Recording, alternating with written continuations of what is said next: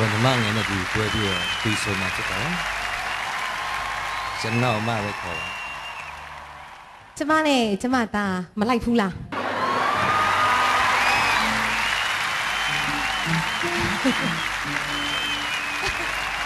အဆန်စီအများကြီးချီလို့ရညီမလေးရတနာ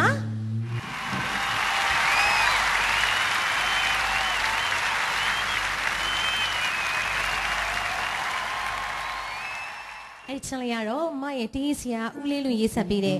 နောက်လူလာပြီဆိုတဲ့တချင်လေးဖြစ်ပါတယ်။နားဆင်ပေးပါ